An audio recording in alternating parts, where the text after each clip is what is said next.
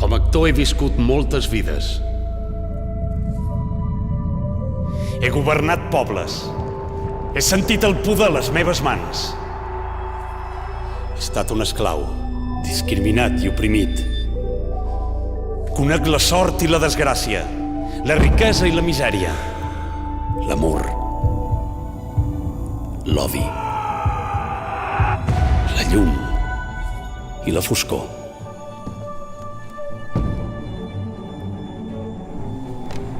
Al final, tots tenim una cosa en comú. Som persones, humans. Ens relacionam. Discrimines o convius?